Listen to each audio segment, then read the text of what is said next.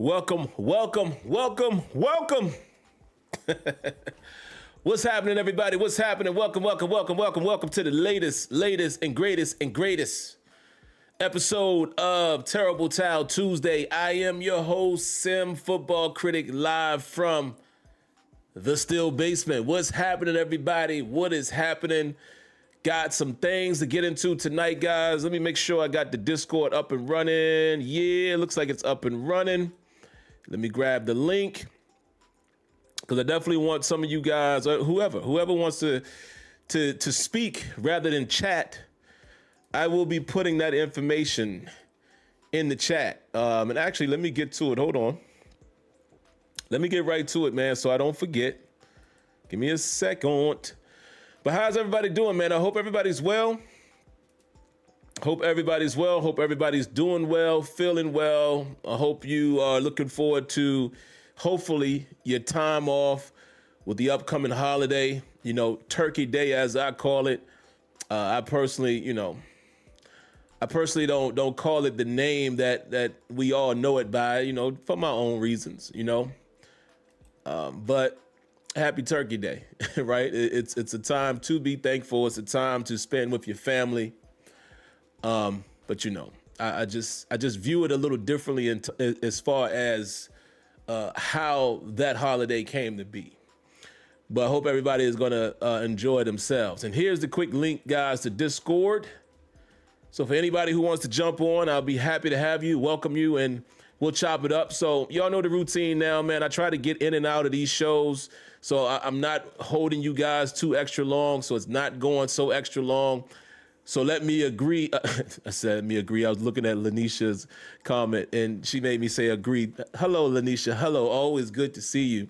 And yeah, I think you understood and understand what I'm referring to. So hello, Miss Lady. Always lovely to see our lovely Steeler Nation ladies. And guys, make sure you roll out the red carpet for them. And before I even say hello to the early commenters, let me say shout outs to my guy CT Pittman right off the bat. I see he had some Wonder Bread in there before the show even started. Round of applause.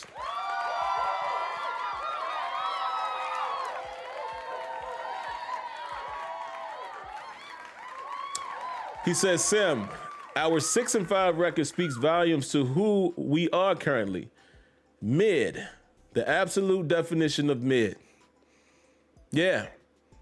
Cannot disagree with that, man. And I got some things that I want to say about the truth about the Steelers. And this is just going to be what I feel to be truth. It could still be opinion, but I'm going to express that to you guys. That's going to be my final topic. So let me blow through the topics really quick. Hello to everyone. CT Pittman, Lanisha, Steeler Cards. Hello, Alexis. Hello. Another one of our lovely ladies of Steeler Nation. Make sure you say hello to the ladies, guys. Please do that. Make them feel special as they are. The infamous Tim says, I need to come on. The film has been eye-opening. Yeah. I saw some things as well. I didn't watch it in full yet. I rewatched the game. I only got about a quarter worth of all 22. Guys, listen, guys and gals, I said this last week and I still missed the mark. I'm going to apologize to y'all again, you guys who are faithful channel members. Man, I have been slow on the all 22. I am going to get this week's all 22 out.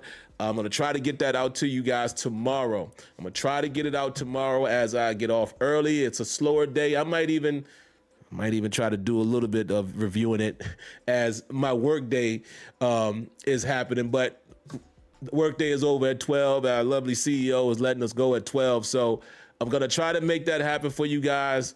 If not tomorrow, maybe I'll try to do it tonight, man. But I don't want to keep promising you something and not delivering. I hate that. I'm a man of my word, so I hate when I don't hit the mark. But yeah, that film has been interesting. Ali, what's happening, Ali? Who else we got up in here, man? David McLeod is in the building. Who else?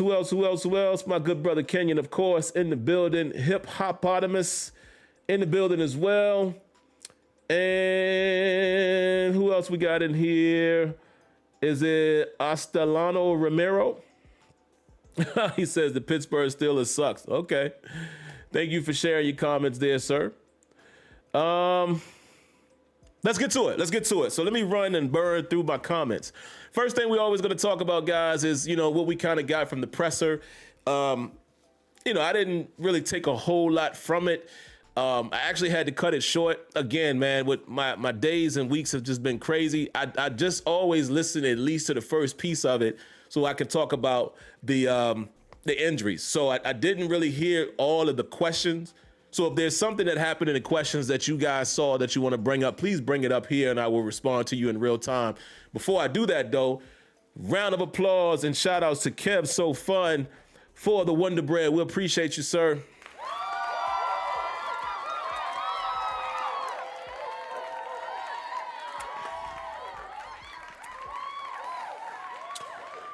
Kev So Fun says, happy Thanksgiving to everybody. Why do we play off coverage so much space and got burnt? And Mason peaked too early. He would be better in December.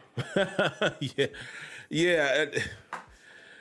The off coverage stuff, man, again, it showed itself again in this Bears game, man. And y'all just heard me talk about it last week, right? Not last week, meaning the Bears, but the previous week. How we played tighter coverage. Even in our zone, we played tighter. And we played man a lot against the Bengals, and it worked. Now, guys, again, no play is going to work every time, but it just increases your odds. Soft coverage does not increase odds, in my opinion. Sometimes it's right to play it. Sometimes you play it when it's in extreme down and distance. There's times for soft coverage. I even understand why teams do that when they're up and they are forcing teams to burn the clock. I don't like it, but I understand the philosophy. But in some of the scenarios in which the Steelers do it, I just don't like it. So I'm right there with you, Kev. So fun. So, all right, back to Tomlin. Injuries, guys, and there's some pretty decent ones we should pay attention to. Broderick Jones is out with a neck injury. He's already been classified as out. Say what y'all want to say about Broderick Jones, but Broderick Jones has not been playing that bad, guys. Broderick Jones has been doing kind of decent. He has. He may have had a somewhat of a rough start early in the season. I'm talking week 1, week 2, but Broderick Jones has not been bad. Say what y'all want about him, but protection wasn't that bad either Sunday. Largely. Now, I know a lot of times when a sack or 2 is given up, right? People will say, oh, the line ain't giving them no time. I didn't really see in my rewatching of the game, I didn't see too many times where there was crazy pressure. The 2 sacks we gave up came from Sweat against Darnell Washington. And the Steelers have confidence in Darnell Washington be able to block an edge rusher one-on-one, given his size and stature, and Sweat was able to get the best of him a couple times. But other than that, man, Broderick Jones hasn't been the problem, in my opinion. I know some of you guys in this very chat are not fans of his, but say what you want, that's significant. That's significant. Because now I think Spencer Anderson will step into that role, and I think Andrews Pete might be the swing guy. We'll see. Here's another one, guys. Derek Harmon is already classified as out as well with the knee injury. I don't like that either. Derek Harmon has quietly been doing some things, quietly has been helping to bolster that front line. He has. Again, I know a lot of times when fans watch football, all you are concerned with is overall stat numbers, but you don't look at the minute things that a player is doing, a guy that's designed to do a certain thing and he's doing his job. People don't pay attention to that. I'll give you all a small example of that. I like to use real life examples. You guys know that I was an assistant coach for my son's football team his first year playing. We ran a 4-4 primarily. That's what the head coach wanted to run. In the 4-4, my son was one of the 2 inside backers. Against certain teams, we played a 5-3 because they were run-heavy teams. What we did with the inside guys is we moved them up, right? So now we have 2 of our inside guys playing on the line for a 5-man front, and their job was to penetrate, slant left or slant right, or shoot gap, depending on what we called, and that was their job. But their job was to occupy everybody up front, so our middle backer could roam. And they did their jobs, right? So I even explained to my son in games where he was in the 5-3, he didn't have as many tackles as he did when he was playing in 4-4 as a stand-up off-ball backer. And I explained to him, just because you didn't have the same number of tackles, you did your job and did it well. Sometimes you caused conflict in the backfield. Sometimes you held the point of attack, but that's all we needed you to do. So my point being, making it relevant to the Steelers, people who watch football might feel like Derek Harmon ain't did nothing because y'all haven't heard his name enough. Some people might say Y.A. Black ain't doing nothing. But when you really watch him, Y.A. Black, and Benton, which you've heard Benton's name a little more because Benton has been in on sacks, those guys have been playing well. So it's not always the stats that determines how well somebody is playing when you're talking about defense. That happens with cornerbacks a lot too. Oh, he ain't got no interceptions. He must be a bum. Nah. Sometimes with certain corners, the ball just ain't coming their way. They're doing their job. But anyway, that is a significant loss in my opinion, man. Derek Harmon being down and already against the Bills. The Bills are a team that can run the football with James Cook. Do not like that at all, guys. I do not like that at all. And also, he would help contain Josh Allen some as well, rushing up the middle. So I don't like him not being there. As far as Aaron Rodgers, is optimistic that he'll be back. Participation will be his guide. He'll be limited, yada, yada, yada. Y'all know that. And then they'll make a decision closer to game time or, end of the week. Same thing could be said about Alex Highsmith. This is Tomlin's words. Joey Porter, number 24, as I've been calling him, has a hip. He'll be limited, but they don't expect him to miss the game, but pay attention to that. DK Metcalf will be limited with an ankle. Don't expect him to miss the game, but pay attention to that. And Ben Skoranek will be limited with a shoulder. Don't expect him to miss the game, but pay attention to that as well. And that's all I really got from that side of things. The next thing I want to get into, guys, before I get into the question I have in the title of this video, I'm just going to give you, just some light recap, guys. I do that every week. And like I said, not tooting a horn or patting myself on the back or anything like that.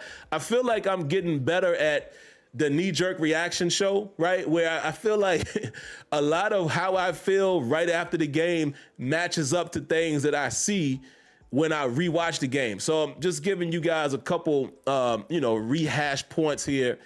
Listen, guys, Mason Rudolph throwing an interception on 2nd and 1 on our very first drive hurt badly. Again, you can't ask for a better situation. You kick off, your defense produces a 3-and-out, you get the ball, you gain 9 yards on first down on a run. I don't want people to forget that. First down, we got 9 yards.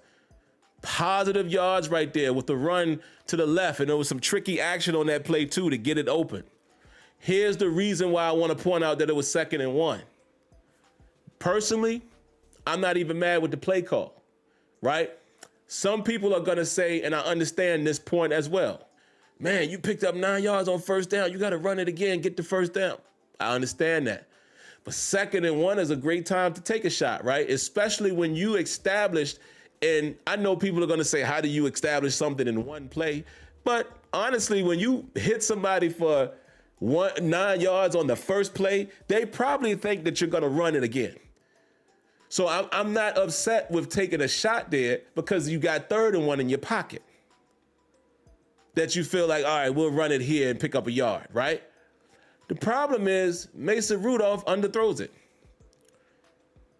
Tried to throw it down the sideline to DK Metcalf, and as I thought when I watched it in real time, the ball was a little short because anytime a receiver has to turn and try to work his way back to the ball, it's short.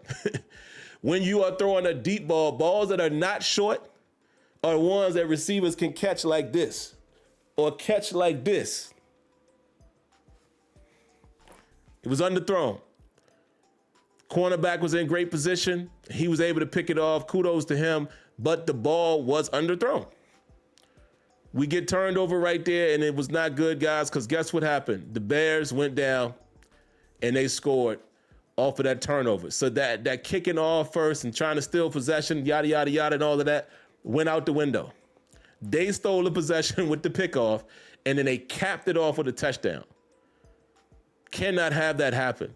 However, I will give credit to Mr. Rudolph. I think the best drive of the day was that second drive when we went down and scored our own points. Mason Rudolph showed his best self in that drive, hanging in the pocket, looking downfield, throwing the ball, to guys on his sometimes second and third read. That drive was good. I'm talking about our scoring drive. He did good on that drive. I'm not going to beat him down the entire game. There were times when Mason Rudolph stood in the pocket, went through his progressions, and played serviceable football. Here's the thing. Speaking of that drive, remember the deep shot that he hit? Not deep, but it was kind of like a deep over route that he hit Skoranek on. I made this note as I rewatched the game. The Steelers and Arthur Smith in particular, I think he needs to use Ben Skoranek more. Reason why I say that, guys, is Skoranek always seems to get open, right? Defenses don't account for him. Most of the time that we have thrown the ball to him this season, it's been like an over route or something of that nature. Remember the touchdown that Aaron Rodgers threw to him earlier in the season? And he basically went from left to right and he's wide open. They don't account for Ben Skoranek. So I think we should do more, utilize him more in the passing game, because we already use him sometimes when we're going to run and stuff like that because he's a bigger body. But I think we absolutely should utilize Skoranek more, because he seems to be a guy that nobody pays attention to. And he has had some catches when he's been in the game that they were good catches, explosive play catches. So I don't know. Arthur Smith got to figure that out, man. Arthur Smith has got to figure that out. So just wanted to share that. The next notation I had here, guys, the Steelers disguised some coverage. This was one of the plays that I did get a chance to see on the 22. Like I said, I've only gone through half of the first quarter, just at the tip of the iceberg of watching it. But remember the play when TJ Watt got the strip and, Herbig was able to recover for a touchdown? I thought the Steelers did something interesting there. Now, I've seen other teams do this as well, and some of you guys are going to be like, oh, that's no big deal. But I will say it's a big deal for me because I don't typically see the Steelers do it. The Steelers disguised their coverage just by following motion, right? They didn't necessarily do anything tricky from a rotation standpoint or completely switch from, one high to two high or invert. No. What they did, which I thought was clever, is Brandon Echols he followed the motion man. I forget who it was that they put in motion, but Echols was on the line, close to the line of scrimmage, and when the guy went in motion, he followed him all the way over to the left side of the offense, which would make it appear to be man coverage, right? Because everybody knows that's the telltale. If the guy runs with him, it's man. If he stays on his side, it's zone. But when the ball was snapped, we went into a zone. And when you look at it on the all-22, I think it caught Caleb Williams. He wasn't expecting that because Caleb was looking for, it was an over route coming from left to right. He was not expecting, I think it was Queen, to be sitting right there in the middle of the field, and then you got Ramsey right there. It took that read away. And then, of course, TJ Watt was able to get pressure, and by the time Caleb was trying to make something happen, it was too late. But I thought that was a nice play. Nice play. Again, guys, I'm talking about the play when TJ Watt got the strip sack and we scored on it. If you guys have access to the all-22, or if you are a channel member, I will be showing that in my exclusive content so you can see what I'm talking about. But I want to give the Steelers credit for doing that. Again, whether it was Terrell Austin, who I believe is the guy who calls defense, or if it was Mike Tomlin, because everybody puts everything on Tomlin, that was a great call. And it worked. It took the read away that Caleb was looking for. We got the sack, and we scored off of it. So I want to give credit for that. It was outstanding disguise, very simple disguise, but it was a disguise indeed, because I'm sure Caleb Williams thought it was man coverage. Next thing I notated here, guys, what else do I have here? Hold on. Steelers not getting a first down on the tush push in the second quarter. Y'all remember that one? That was huge. That was huge. And I still say, from me watching it again, I don't understand how the referees did not consider that a first down. I don't know if they called stop to forward progress too early, but I don't know how. How did we not get a first down there? How was that called short? The reason why that was huge, the Bears go right down and score. That's basically how do they figure it? That's basically like what they usually call that, like a 10-point swing, right? Because the Steelers were right at the 30-yard line. At the very least, and again, this is speculation, anything could happen, but at the very least, you're thinking that's 3 points, right? You're thinking the Steelers probably get at least 3 right there if you assume that they get held to a field goal and Boswell makes the kick. Again, we don't know for sure, but if you are assuming here, instead of getting 3, the Bears go down and score and get 7. That's a 10-point swing. That was significant. I want y'all to remember that. That's 3 points, right? The Steelers lost the game by 3 points. So let's hold on to that one. But like I said, I don't understand how they didn't call that a first down unless it was a makeup call because of that fumble that the Steelers caused on Chicago on the running back. Because in my opinion, the play probably had ended. Progress probably was stopped with him, but it was a fumble. So it awfully tricky there. Seems like that was a makeup call, but I don't know. I'm just speculating. The next thing, I already talked about this Sunday. Kyle Duggar's dropped interception was huge as well. Colossal. At the time when that interception was dropped, the play stopped, or the clock stopped at 25 seconds. 25 seconds. You make that interception, takes 3 points again off the board because the Bears have no option at that point to kick a field goal, right? Right? If you put those 2 plays together, how many points is that? 6. Again, folks, the Steelers lost by 3. Now, I'm not saying that's the reason why they lost. I'm just saying these were significant moments of the game, that that's 6 points right there that should not have been unaccounted for. Again, like I said, on the turnover or downs, who knows if we get a first down, what's going to happen? Who knows if we're able to kick a field goal or score? But who knows if we kick a field goal, it's going to be made. I get all of that. So maybe you could say that 3 wasn't guaranteed. But what 3 points was guaranteed was Kyle Duggar making the interception and preventing the Bears from kicking a field goal before the half. So even if you say 50-50 on the first 3 points, that 3 points is definitely accounted for, and that would have at least potentially made it a tied ball game. So I just like to point that out, man, because you hear the coach say that a lot about sometimes it comes down to certain plays, and I know fans get tired of hearing that, but when you break it down like that, yeah, sometimes there's these moments that happen in games that if it plays out a different way, if you could have just done what you're supposed to do here, got to stop there, didn't drop the ball here, yada, yada, yada. Those are sometimes the reasons and the difference between winning and losing. So that's why I wrote that down as a significant play.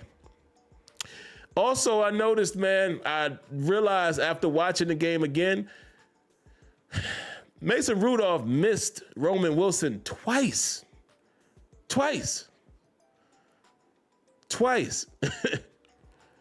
One time it was down the left sideline, and the next time it was down the right sideline. And again, both of those balls, again, were underthrown. They were not out in front of the receiver. The second one, which I think was that in the fourth quarter. Yeah, that second one, Roman Wilson had probably 2 to 3 steps on the DB. If he keeps that ball in play, again, we're assuming he catches it. But if he keeps that ball in play, that is a touchdown. That that could have probably could have been the deciding factor of the game and the outcome if you score there. That quite possibly could have been it right there. And Mason Rudolph missed it, man. It's just that simple. So my overall assessment of the recap of the game, man, the defense played pretty solid the first half, man, and they gave up too much explosion in the second half, and a lot of those explosion plays was coming off of that zone, man, that soft coverage zone, and it was times when Caleb Williams was just, throwing right in the void, Not enough stops or not enough opportunities or not enough times that we prevented an explosive play. And Mason Rudolph, again, played as good as I can expect him to play, man. It's just that simple. I didn't have any high expectations or any low expectations. He played about as good as I would expect him to play. And again, if he makes a couple better throws, who knows how that changes the game, particularly that last deep shot to Roman Wilson. If that ball is on the money or at least in play, what could that have been? So, yeah, man, it was just a bad showing, man. And again, I don't want to put everything on Mason Rudolph. He is who he is, man, and he's coming in as a backup capacity. It's just that simple.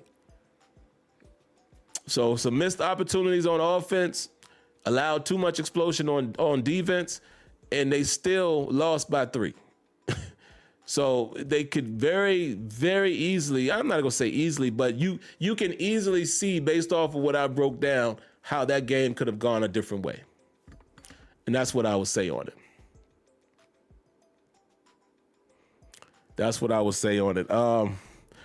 What else, guys? I think I have another notation. Penalties, man. We had a lot of penalties that hurt us. Absolutely. We had offensive penalties that hurt us. Oh, did y'all see? Did y'all see the clip out there of Aaron Rodgers calling out the illegal formation? Do y'all see that? It's all over the net. It was, and you could kind of read his lips. He was like, "Oh God, illegal formation." And honestly, guys, listen, I'm not trying to beat down Mason Rudolph. If Aaron Rodgers saw that, the quarterback got to see that. Somebody on the field got to see that. I know some people might be like, "Oh, you got to get a timeout there."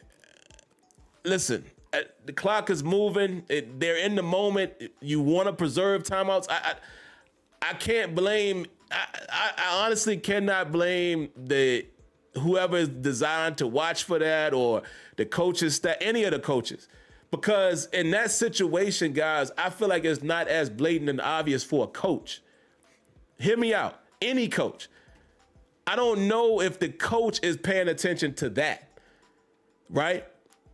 It should be the players. First of all, the players should line up properly.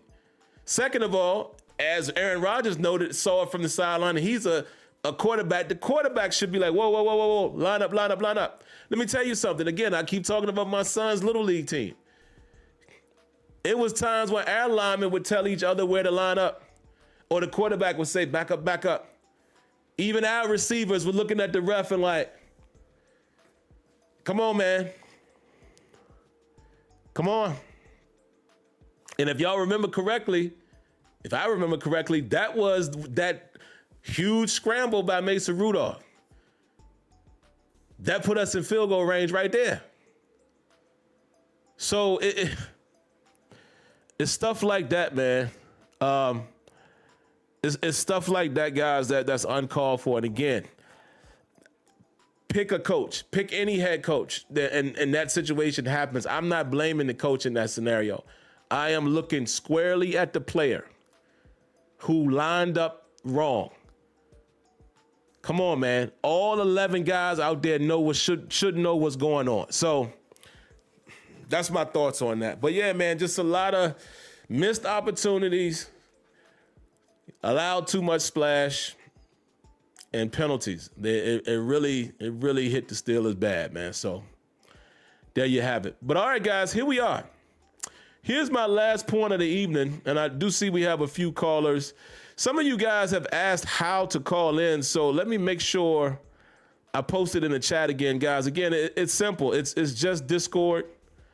Let me post it here, right here. This should be the link if you want to join in. And guys, keep it short. You know, like I used to say on Blog Talk, you know, don't go extremely long.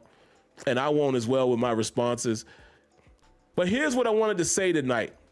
And I know some of you guys are going to be mad, or you're going to agree or disagree. But what I'm asking from you guys, the Steeler fans, Steeler Nation, I want you guys to answer this objectively. I said, can the Steeler fans handle the truth? What truth am I talking about? Here's the question. Are the Pittsburgh Steelers today, last year, 2023, 2022, and let's say 2021, from the 2021 through the now current 2025 season, were or are the Pittsburgh Steelers a head coach away from winning a Super Bowl?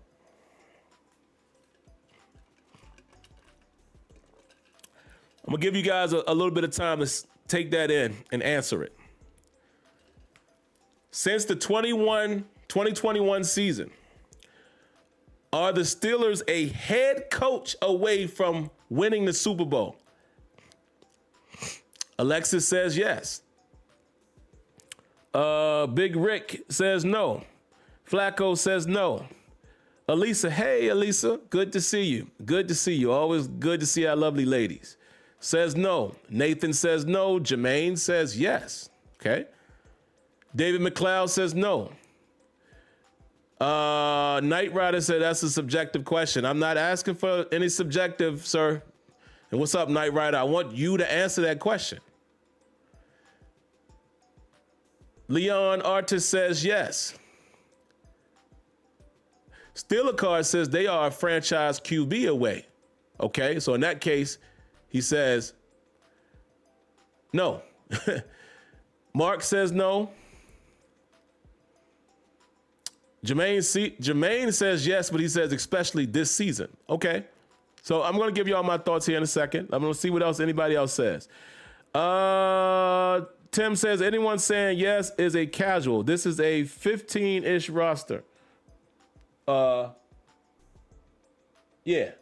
We have a single superstar. We aren't top 10 on any aspect that matters in terms of winning games. Be real. Knight Rider says, you said you want an objective answer. Oh, okay, Knight Rider, that's fine. You can take that approach. I'm just saying everybody else is saying yes or no. So if you can't answer that, don't answer it.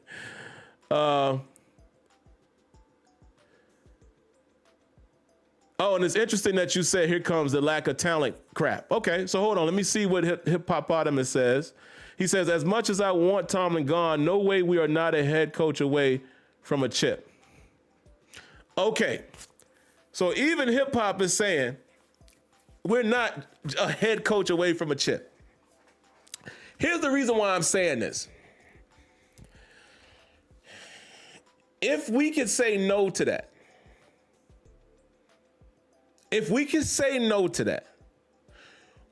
why are you guys' expectations so wildly overboard every week, every year?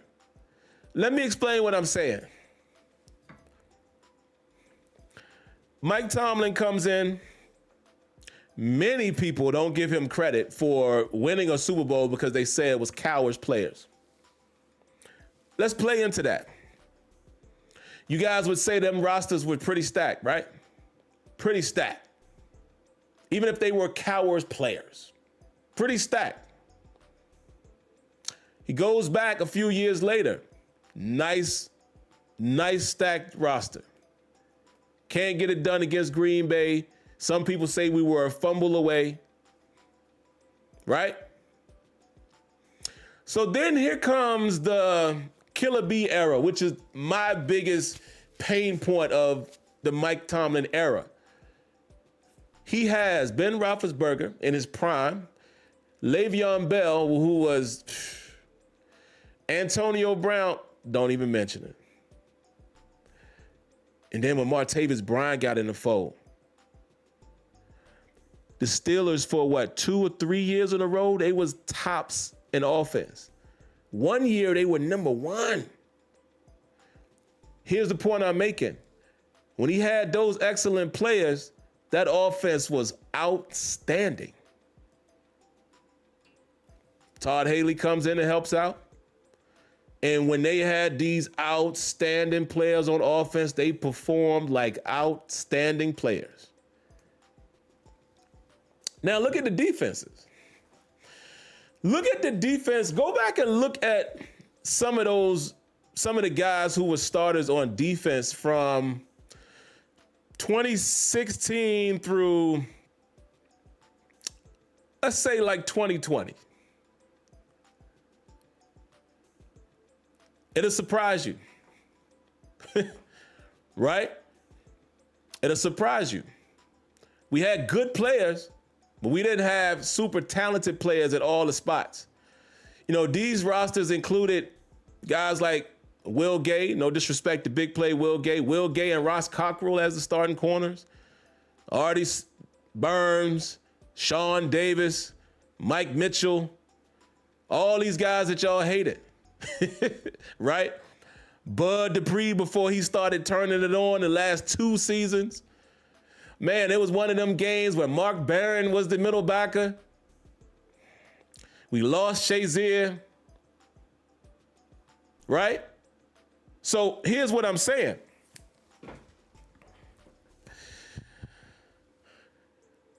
When we had all of the offensive talent, the defense wasn't that great. When the defense started coming back around, from 2020 to now, quarterback situation wasn't great.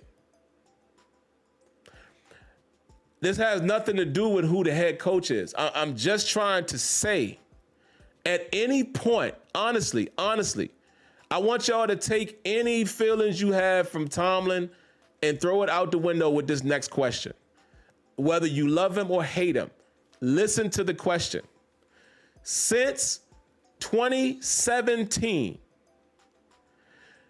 could you or did you look at the Steelers roster as a whole and have the same confidence that this team wins a Super Bowl the same way, let's say, a Kansas City fan would?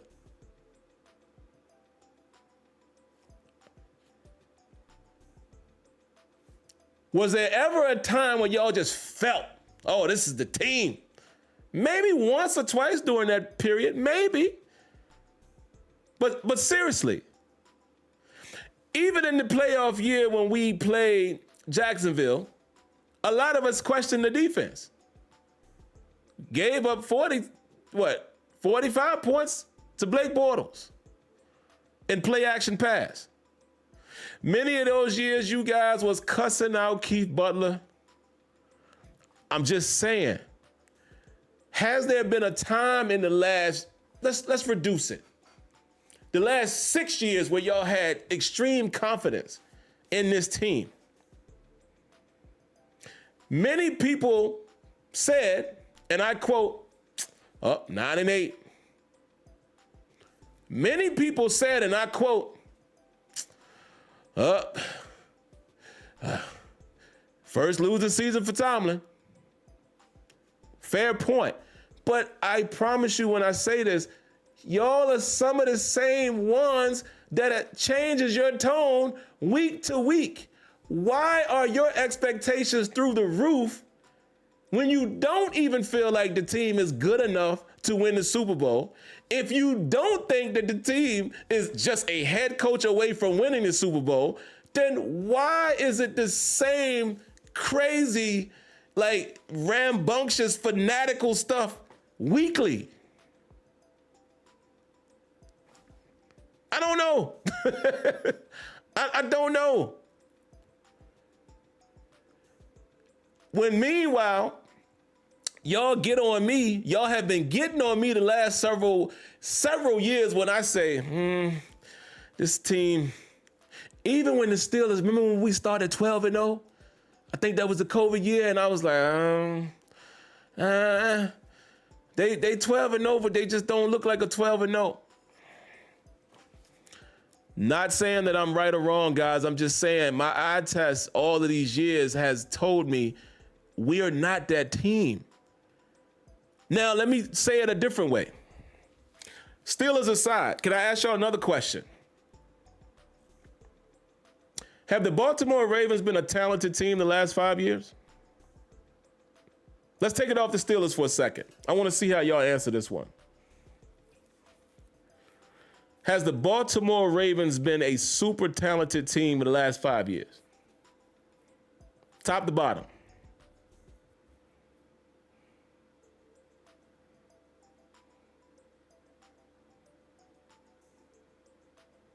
Have they been a really good team? From talent to quarterback to whatever.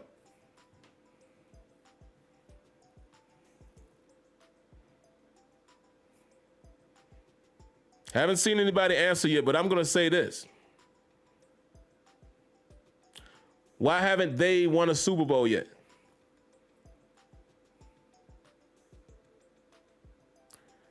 Why hasn't the Buffalo Bills won a Super Bowl?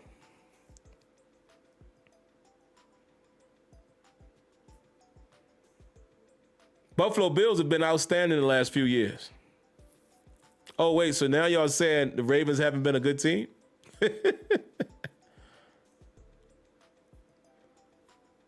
I'm just asking. Is Sean McDermott a terrible coach? Is John Harbaugh a terrible coach? Listen to what I'm saying. I'm all for Tomlin. I'm just saying there's gotta be other reasons in play, right? Sometimes it's the roster. Sometimes it's who you matched up against. It's just not as easy as you guys think. The Dallas Cowboys have been talent-wise, they have been a talented team for several years here now, and they can't win. Detroit looking like a really powerful team, and they having a time. They're having a tough time getting them one. Now, I'm not giving saying that Dan Campbell has had the same amount. I'm just saying sometimes, guys, it literally is the roster makeup and the matchups and things of that nature. It is definitely not just, oh, if we had a different coach, we would have been. No, we wouldn't have. Because on paper, these teams that we have are not as talented. So that's what I'm saying about Steelers fans. Are we willing to accept the truth? We have not been, and again, I saw Knight Rider say this a while back, oh, here comes the no talent point. That, sir, is a fact. The Steelers have not been uber talented on both sides of the ball where they scared anybody. You're not telling me that Mason Rudolph, Duck Hodges, Kenny Pickett, any of those years, Russell Wilson in his latter year, Justin Fields, you ain't telling me that the Steelers is winning no Super Bowl with them quarterbacks. The only argument that I will entertain, because I make the same argument myself, is the Killer Bee era. That is the era where I feel like they should have found some kind of way to win a Super Bowl with all of that offensive talent, piece the defense together. It didn't happen. That is my only beef. Like, man, that's the year where we had to get us one, and it didn't happen. The years where you can look at the roster and say, man, it was some solid players, talent on both sides of the ball, was, guess what? The coward players, as you guys say. And then against Arizona. And they won. There have been a lot of bad drafts. That's owner. That's GM. You could throw Tomlin in there as well. But I promise you guys that the Pittsburgh Steelers that y'all know and love since 2020 has not been a team assembled to win a Super Bowl. Anybody thinking that was going to happen, I really don't know what you were paying attention to. So that's the reason why I say I don't sit here every week and complain about this and that and the coach and like, guys, come on, man. Many of you same people complaining, y'all didn't want Aaron Rodgers either, remember? You did not want Aaron Rodgers. You weren't big on Mason Rudolph. You were hoping they was going to draft a rookie, and even if any rookie they would have drafted this last year, they still ain't winning the Super Bowl. We're just not realistic as fans because we are the Steelers. I get it. But sometimes you gotta be realistic.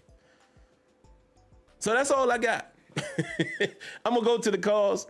That's all I got, man. It ain't got nothing to do with who's the head coach and how I feel about him and how y'all feel about him. I'm just trying to speak what I feel is the truth of the matter.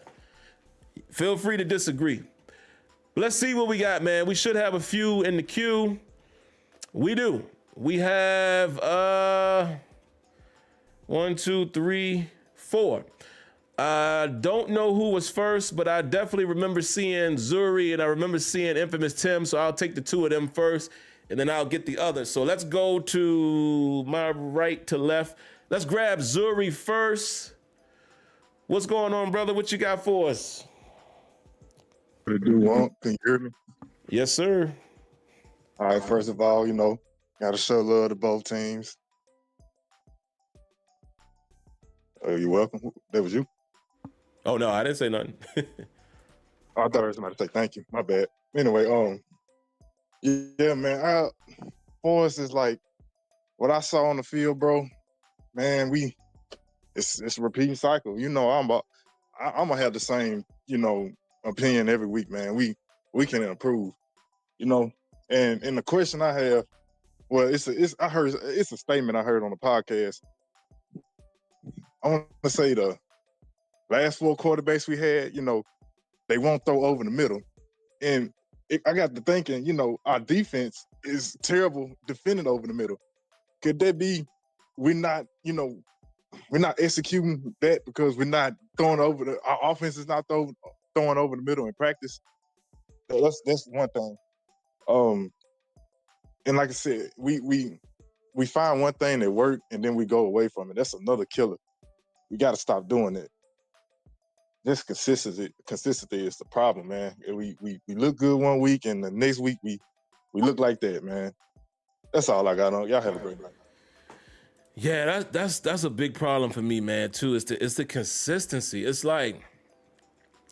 almost like they have the ability to play well. The offense had been firing in several games this year, and then the defense was off. Then the defense comes back and have a big game, and the offense can't get going. And again, like I said, it's matchups. But that is what's so frustrating, right? That's what's so frustrating. I think this team could be solid. I still don't quite have us as a Super Bowl team, but let me give a caveat for some of you guys that feel like, well, how we couldn't win one?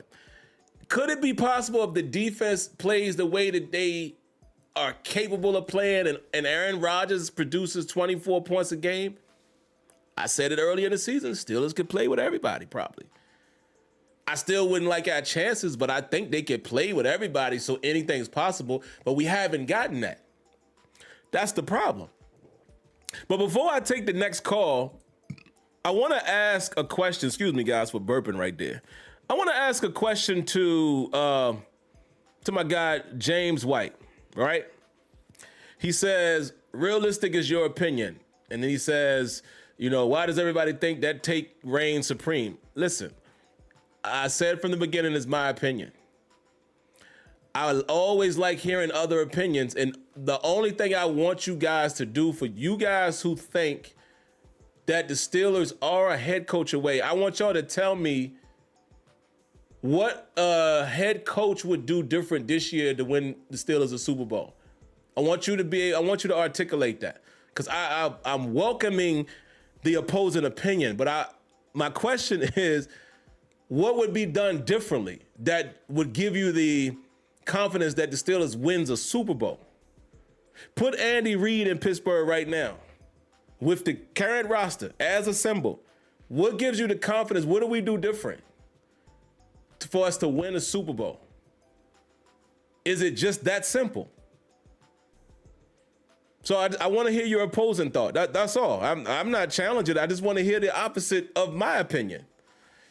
Next up, we got my man, Infamous Tim. Hold on, let me get you on. Tim, what's going on, brother? Hey, Sam, I hope you can hear me. So you missed my dono when you had asked if the Ravens are a talented team. A lot of people in the chat were saying no. This is the same Ravens team that have the MVP quarterback, Offensive Player of the Year, 2000 rusher, Derrick Henry, 2 Pro Bowl level tight ends. They had a top 10 defense, and at one point, while they had all that, they had 2 All-Pro linebackers.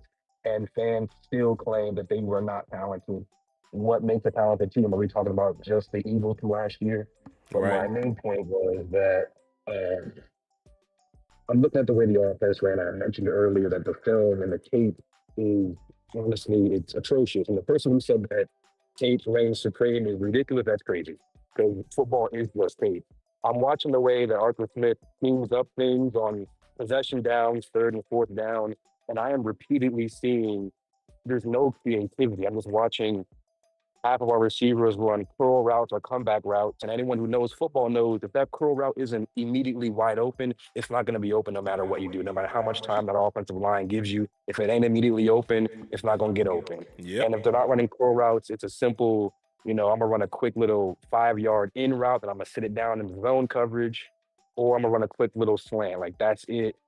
That last drive that we had against the Bears, when Calvin Austin got absolutely crushed because Mason threw the ball short, I watched the defenders, come down and crash on that route because they're not respecting us beating them deep.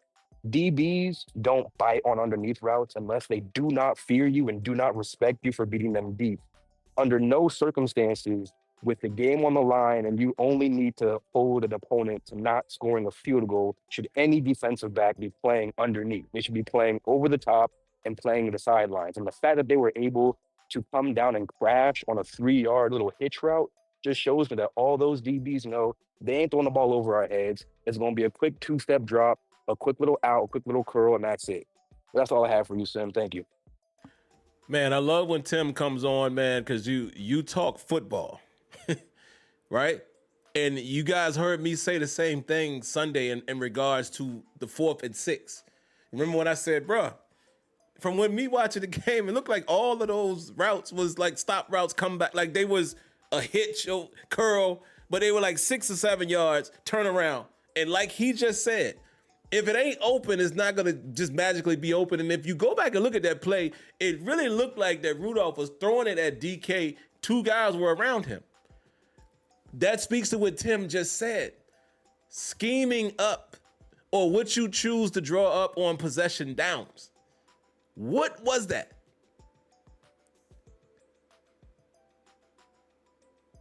What was that? You understand what I'm saying? There are times when Arthur Smith has drawn up some great plays, but it matters situationally, guys. And again, let me say this again. Everything doesn't always work. I understand that. But that can't be your go-to in that situation. That can't. And don't get it. I see your comment there, James, but again, I need you to tell me, in your opinion, another head coach, how do we win the Super Bowl this year? You're not answering that. I'm only asking you that because you're saying that, you're kind of saying that my opinion doesn't hold any water, which is fine. I'm just trying to figure out, I want to hear your side, but I want to hear you articulate it. I don't want you to just say, oh, see, y'all keep talking about coaching. No, I want you to articulate it. All right, next up we have, this is my man here, but for whatever reason, I forget your name because it always just shows up as O on my side. But what's going on, man? What you got for us? Oh. He might not even realize I'm talking to him. What's up, Sim? There you go. Hey, what's going on, brother? Can you hear me? Yeah. Okay. I thought that you were going to unmute me, but I had to do it myself. Anyways, I want to answer your question directly. Do you think that we are a head coach away from winning a Super Bowl? My answer is hell no. But let me lower the bar just a little bit. Maybe a playoff win. Okay. Maybe not having a late season meltdown. Maybe not being, maybe not having the highest paid defense in football that's damn near last place in yards given up. Sim, what I'm saying is it's coaching. That's the main problem. That's the main issue here. If you look online and see on the illegal formation penalty, Aaron Rodgers,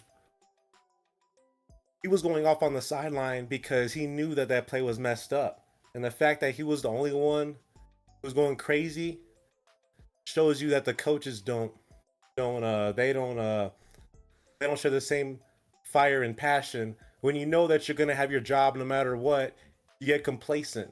And that's what Mike Tomlin has done. And until he's gone, we're going to be the same old mediocre Pittsburgh Steelers. Not the Pittsburgh Steelers that you and I know that compete for championships and win playoff games. We're just going to be, we're just going to go 9-8. And I'm going to sound like a real hater when I say this, but I love this team. And I've loved this team since I was a young little kid. But I hope that the Bills and the teams after them beat the brakes off of us, because it needs to happen. We're not going anywhere with this head coach and this regime in Pittsburgh.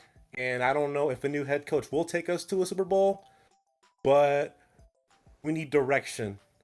And this organization has no direction. That's all I got, Sim. Thank you very much. Hey, man. Thanks for calling in. I appreciate your thoughts on that. I always love when you guys, speak out your thoughts. I appreciate it, because again, everybody has their own opinion. My only reply to it would be this. And even when I ask the question, I'm gonna just give everybody the answer to the riddle. I don't think anybody can answer the question, right? Because I don't think any of us or any of you guys can articulate what the new head coach would do different to win a Super Bowl with the currently assembled roster. A lot of what we're saying, guys, it's our emotional feelings about the team. Let me make my point. He mentioned that Mike Tomlin he's complacent just with his job. That's an opinion like any other opinion, but we can't quantify that. You understand what I'm saying? So we're sitting here believing, again, you're welcome to believe that, but you're telling me that we're to believe that Mike Tomlin just say, I got a job, I'm cool with the job, and I'm just gonna ride it out. I don't believe that's the case. We're gonna believe that nobody else shows passion other than Aaron Rodgers in the building because they showed Aaron Rodgers acknowledging, whoa, that's a illegal formation. We're gonna say that none of the coaches would know that. These are just opinions. Just like it's my opinion, I'm gonna flip it. It's just like it's my opinion that I'm thinking the players got to recognize that the players on the field. I don't know what the situation was from the coaching standpoint. I would expect a coach to know that too. But in that situation, are they looking at that? I don't know. I'm not absolving any coach on that sideline. I'm just saying you got to know that. Because even when we watch football, right, all of us, when we watch other teams, there's many times that we see teams have illegal formation and there's no timeout called from a coach or anything like that, right? Can we all agree on that? How many times have y'all watched football, not just the Steelers, any other team, football, NFL, college, and a timeout is not called when it's an illegal formation penalty? It happens a lot. Sometimes coaches catch it, sometimes they don't. So I put stuff like that on the players more than I do the coaching. And again, Aaron Rodgers being a veteran, that's something that a veteran quarterback might have noticed. Why didn't Mason Rudolph notice that? See what I'm saying? But again, I respect the opinion, man. I'm just saying I think a lot of times we kind of, we kind of lean more into our emotional side about how we feel about the team, man. And we can't really answer some of these questions because the fact of the matter is we don't know. Like, we try to go with the easy way out and we say it's the head coach. But I wholeheartedly respect that, man, and I appreciate you calling in, like always. And the last one here, again, man, Discord is weird because it doesn't show names. In my panel, it just says N. So let me grab whoever that is. Hello, hello, hello. What you got for us? What's good, Sam? Sam, can you hear me? Yes, sir. Okay. I just wanted to answer your question. You prefaced your question about, are the Steelers a Super Bowl or Super Bowl away or coach away from a Super Bowl? I would say, that's a hypothetical. I know you wanted an objective answer or whatever, but it's a hypothetical. And, the Eagles, before they hired Nick Sirianni, did they think that they were a coach away? And, to get to a Super Bowl? They obviously felt something, so they went out and made a move, and it led to a Super Bowl. As far as like the talent, when we look at the roster as a whole, and you compare it to the other teams, it's not a super high-powered roster, but for 18 years, Mike Tomlin has had say in that roster. I'm not saying he's moving every piece, makes every decision, name on the dotted line, but he does have say in that stuff. So there's that. As far as like, Super Bowl, that's extreme, I feel like. What about just a playoff win? We haven't had that in years. 8 years to be exact, going on 9. The fact that the Patriots were literally without Bill Belichick, Tom Brady, moved on, was a bottom feeder, and get another coach. Now here they are at like what, 9-2, back in contention. We had a 4-1 lead in the division. The Ravens were 1-4 without Lamar, and then we done lost the lead in 6 weeks. Come on, man, what we doing? Nobody can sit here and say, yeah, Mike Tomlin is the reason for sure. But at some point, when you change every ingredient to the recipe and you still getting the same meal, it might be time to start looking at the chef. That's all I got. Appreciate the call, man. Again, more than you guys know, I love hearing different opinions. And it's never about me agreeing or disagreeing, right? I love to hear the passion from you guys, and I like to hear where you come from. The same way I want you guys to challenge something that I say. I don't think that I'm all the way right either. It's just my opinion. What I will say, and without, telling a lie to you guys, sometimes I think I do look at things more objectively than some people do, right? Which brings me to my opinion. But I'm never saying to any of you guys, I'm right, you're wrong. I don't operate like that. They're all opinions. That's why I respect them. I just tried to look at my opinions more I try to use more, if you will, data, like as far as things that you can really see and what you know and don't know. So the things that I don't know, I don't go down that road, right? So you pretty much said what I've been saying in one word when you say, do we know? Is it all Mike Tomlin? No, we don't know that. That's my whole point in asking these questions. That's my whole point, right? Is none of us can legit identify what Mike Tomlin does to keep the Steelers from winning or losing a playoff game or a Super Bowl.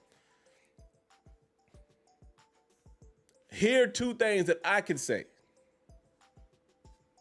Well, one thing that I can say. Do I know for sure? No, but this is what my eyes tell me. The Pittsburgh Steelers defensive philosophy, largely, I don't like it. I don't like it.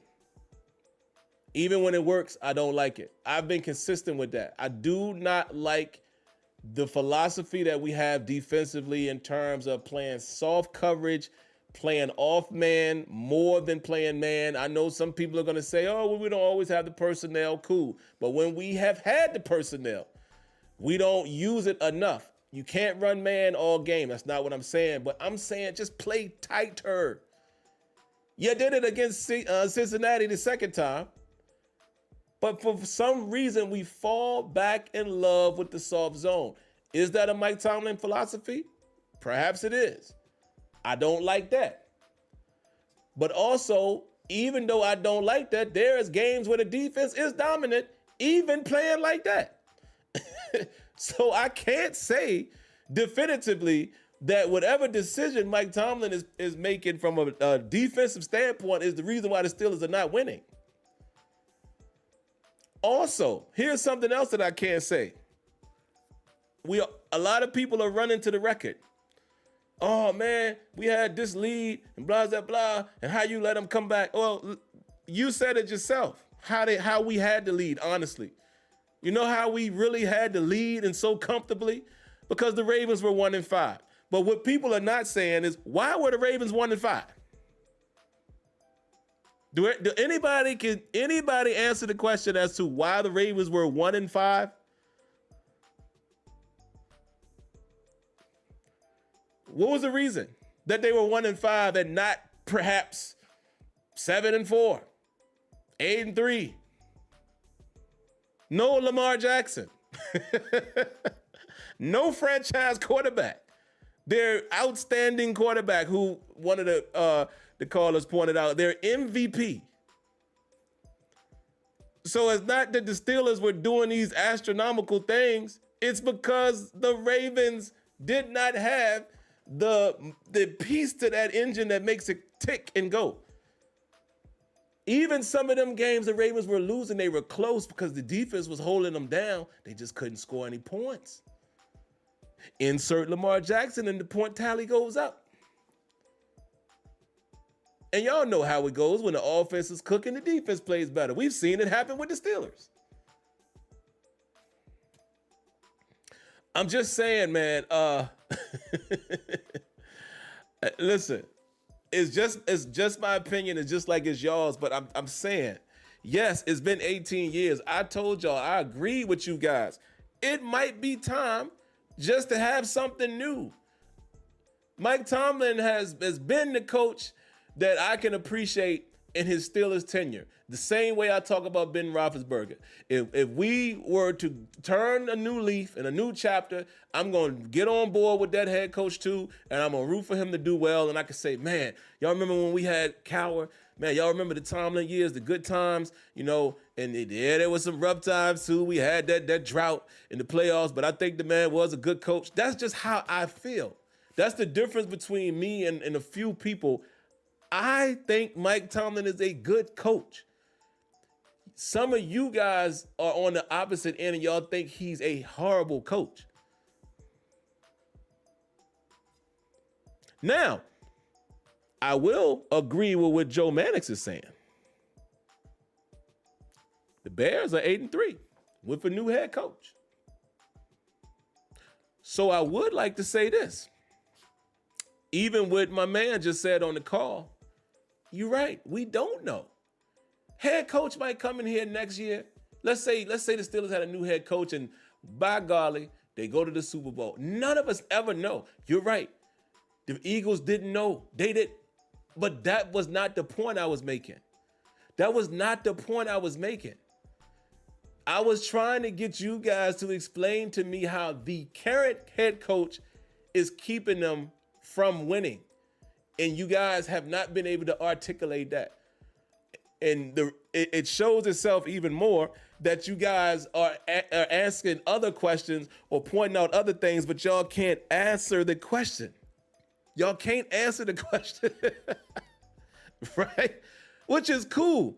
But I mean, I agree with you guys. I hope the day that, let's say, we don't get no more wins or Super Bowl wins or playoff games with Mike Tomlin and the next head coach comes in to win, I'm going to be ecstatic. I'm going to throw my head up in the air. I'm going to cheer just like y'all. I'm not married to the head coach nor players. I am married to the team.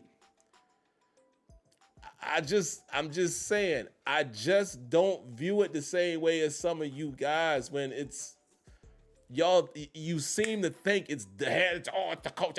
But again, when the coach and that sorry defense at times wins, nobody ever says anything. Whereas I keep the same energy. I don't like the philosophy largely on defense. I just don't. Man, my man CT Pittman, man. I see that Wonder Bread from earlier. Round of applause, brother.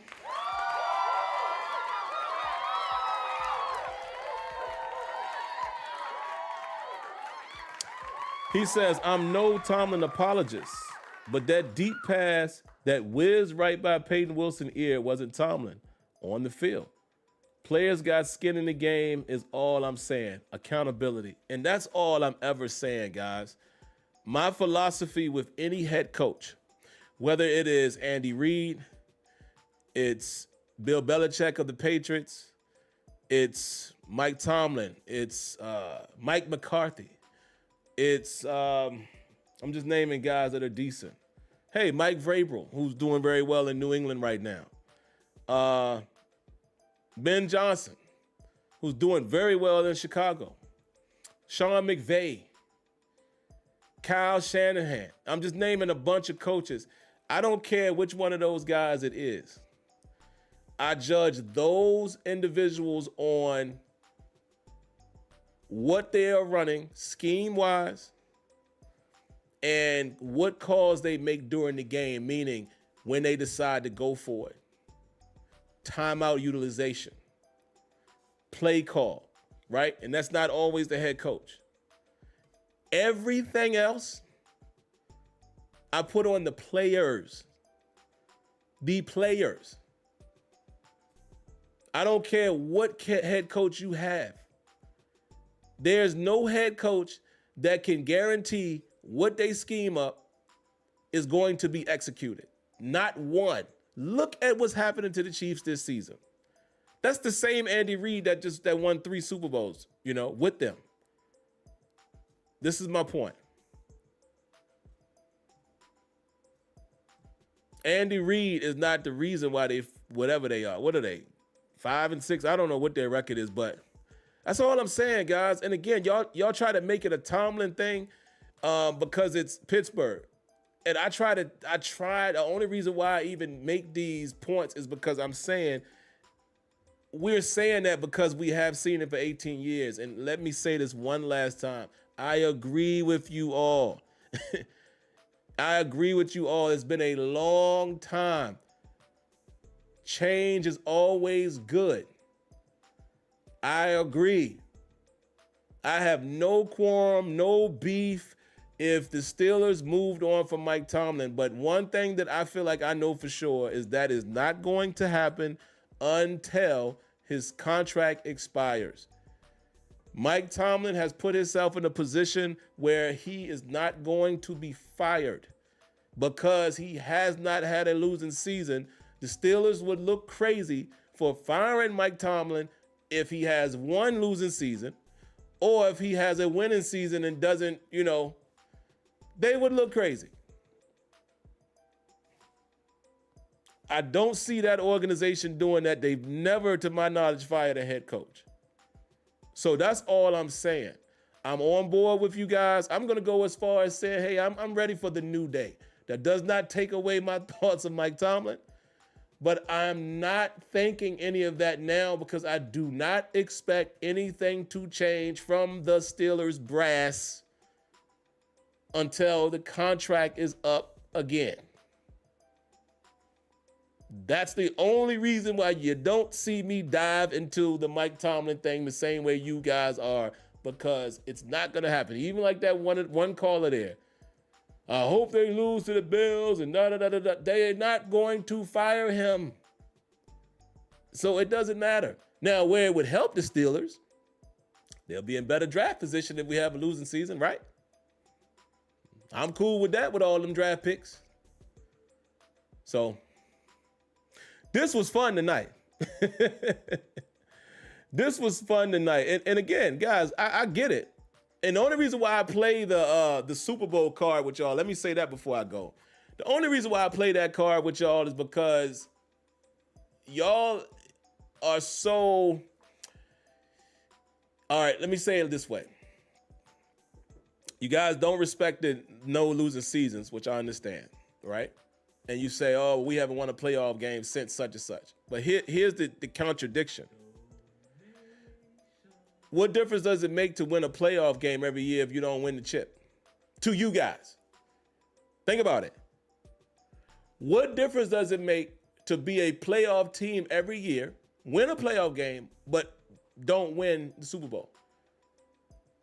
Again, I will say Buffalo, Ravens, teams like that. What difference does it make if you don't win the chip? Steelers fans, stop playing. Y'all are chip people. Let's be honest. Steelers fans want chips.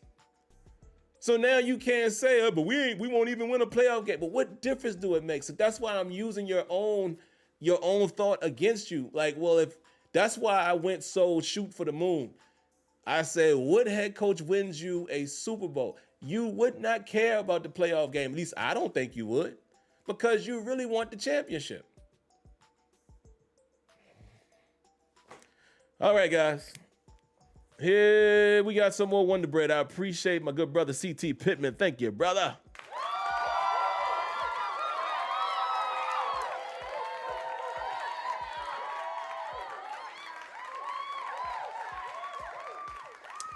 He says, I agree too, Sim, but I'm just tired of the fans not having all this smoke for the actual guys on the field.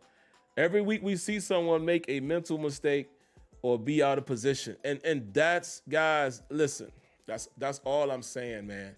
That's all I'm saying. Mike Tomlin has his warts, as does every head coach. But I repeatedly say, I think you guys put too much emphasis or blame on a head coach when the team loses. My boy, who was that was in here earlier? My guy, he said, the film don't lie. The film don't lie, guys. Even when we are in the right position and things like that, there's guys on the field that are making mistakes. Players can't coach that. I mean, I said that backwards. Coaches can't coach that to players. Players have to make plays. They have to execute. And like I said, I think the only reason why it's such a point of emphasis is because we've seen the same face for 18 years. So I emphasize with you guys on that. I empathize with you guys on that. I do. I get it. I get it. But all right, guys, what else? Oh, whoa, hold up. One last thing. I can't let y'all get out of here without saying this. Jermaine, come on, man. Jermaine. Of course, discipline is coach, but you're responsible for being disciplined. Come on, man. You guys are unbelievable sometimes. I love y'all, but come on, man. A coach can only do but so much. You are responsible for being disciplined.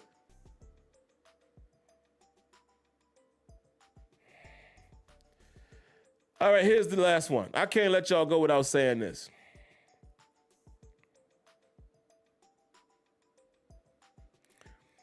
Can y'all explain to me, Steeler Nation, that you guys that claim y'all know everything about the team, and can y'all please explain to me why y'all are making so much fuss about George Pickens?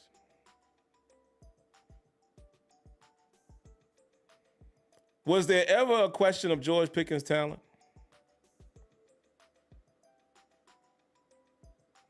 Were some of you right here in this chat some of the same people that said we should trade George Pickens, get rid of him? Some of y'all, don't make me say it, some of y'all say cut him. There was a reason for that, right? Now, because he's putting up gaudy numbers, because of the team he's playing on and the quarterback who can get him the ball and the scheme, now y'all are calling Steelers stupid. And this is what I'm saying. Those comments I can't take serious. I'm sorry. I welcome your comments, but I cannot take any of you guys seriously that literally say you don't know why the Steelers traded George Pickens. Like, y'all just totally forget all of the locker room stuff and all of the antics. I believe that he was trying to force his way out of Pittsburgh. All of the unfollowing the team and all of this stuff. Every week is something else. I cannot prove this, but I believe George Pickens wanted to go because of quarterback situation. Is my beliefs.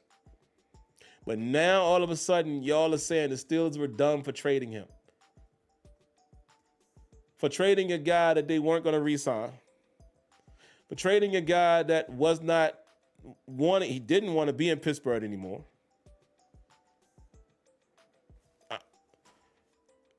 From a business standpoint, it's smart to trade something away when you can get something for it.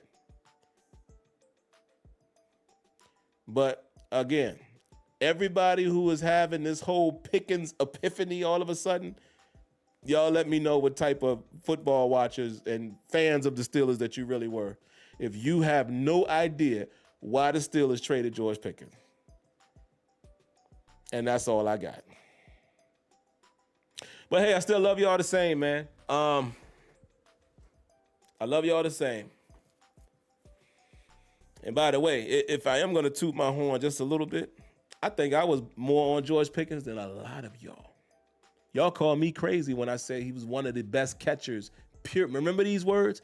Pure catchers I had ever seen. Y'all laughed me out of the room. I remember that. I remember that. I said the way he contorts his body and his body position and the ease in which he catches the ball is like it's a pillow. I said that. Some of y'all called me crazy. Some of y'all told me he needed to go. Some of y'all said he couldn't be a number one receiver. All of that stuff I remember. I don't forget. But whatever. All right, man, we out of here, man. But before we go, right here, man, if you like what you saw tonight, show some love and hit the like button. You're welcome to hit the dislike button as well. If you like the content, I would suggest you subscribe to the channel. Other than that, I'm going to wish you guys well. I'm going to tell you guys to have a happy Turkey Day. Enjoy your families. Forget about the Pittsburgh Steelers in that moment, because at the end of the day, it don't matter that much. We're just fans and fanatics, but at the end of the day, our life carries on, whether the Steelers wins or loses. Outside of that, enjoy your family. Enjoy your time off. And here's the PSA. Y'all stay safe. Stay healthy. God bless. Good night. Like always, I thank each and every one of y'all for tuning in. I guess I'll catch y'all next time. Peace.